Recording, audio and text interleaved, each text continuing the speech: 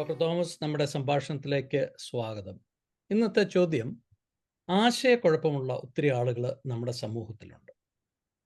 അതിനെക്കുറിച്ച് എന്താണ് ഡോക്ടറുടെ അഭിപ്രായം? ആ ചോദ്യത്തിന് വളരെ നന്ദി ഡോക്ടർ വിജു.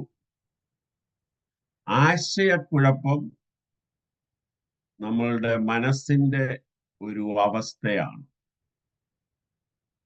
നമ്മളുടെ മനസ്സ് ശരിയായിട്ട് പ്രവർത്തിക്കുന്നില്ല എങ്കിൽ ആശയക്കുഴപ്പം ധാരാളം ഉണ്ടാകാറുണ്ട്. ആശയക്കുഴപ്പം നമ്മളുടെ ജീവിതത്തിൽ ഉണ്ടാകുമ്പോൾ നമ്മൾ അത് വളരെ ശ്രദ്ധയോടെ കൈകാര്യം ചെയ്യണം. ചില ഉദാഹരണങ്ങൾ ഞാൻ പറഞ്ഞ് ഇന്നത്തെ നമ്മുടെ ഡിസ്കഷൻ നമുക്ക് അവസാനിപ്പിക്കാം. മദ്യപാനം, മയക്കുമരുന്ന് ഇവ ഉപയോഗിക്കുന്നവരുടെ മനസ്സിലെപ്പോഴും ഇങ്ങനെ ചിന്തകൾ കാട് കയറി നടന്നു. അവര് കൺഫ്യൂസ്ഡ് ആണ്. അവര് പലപ്പോഴും ചെയ്യുന്നത് അവരറിയാതെയും ചെയ്യുന്നുണ്ട്, അല്ലെങ്കിൽ അവർക്കതിനെ കൺട്രോൾ ചെയ്യാനായിട്ട് സാധിക്കുന്നില്ല. അപ്പോൾ ആൽക്കഹോൾ, ഡ്രഗ് ഉപയോഗിക്കുന്നവരുടെ മനസ്സിൽ ആശയക്കുഴപ്പങ്ങൾ ധാരാളം ഉണ്ട്. അതുകൊണ്ടാണ് അവരിൽ പലരും ചില തീരുമാനങ്ങൾ എടുത്തതിന് ശേഷം മണിക്കൂറുകൾക്കകം അവർ ആ തീരുമാനങ്ങൾ മാറ്റും. കാരണം ഇത് അവരുടെ മനസ്സിനെ ധാരാളം അഫക്റ്റ് ചെയ്തിട്ടുണ്ട്. അവരുടെ ശരീരത്തെ, അവരുടെ തിങ്കിങ്ങിനെ, അവരുടെ ചിന്തകളെ എല്ലാം അഫക്റ്റ് ചെയ്തിട്ടുണ്ട്.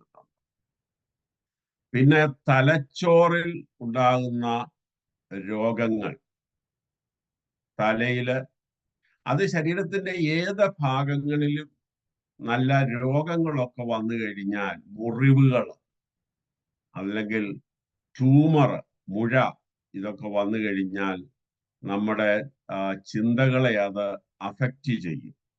ശരിയായി ചിന്തിക്കുവാനായിട്ട് സാധിക്കത്തില്ല.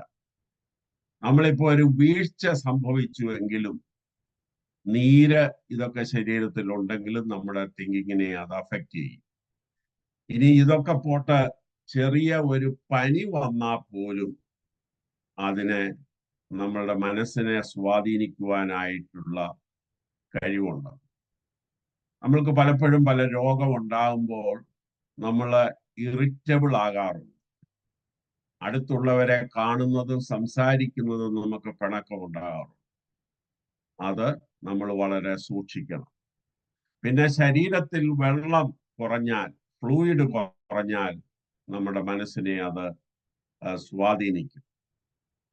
പിന്നെ വളരെ ശ്രദ്ധിക്കേണ്ടതായിട്ടുള്ള ഒരു സംഗതി, സ്ട്രോക്ക്, ഈ തളർച്ച ആർക്കും ഏത് സമയത്തും ഉണ്ടാകാവുന്ന ഒരു രോഗമാണ്.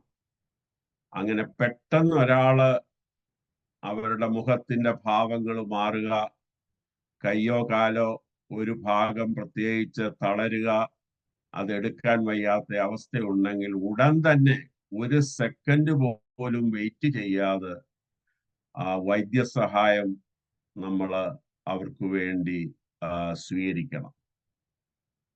പിന്നെ നമ്മൾ ശരിയായിട്ട് ഉറങ്ങുന്നില്ല എങ്കിൽ അത് നമ്മളെ തീർച്ചയായിട്ടും നമ്മുടെ മനസ്സിന്റെ ചിന്താഗതികളെ സ്വാധീനിക്കും.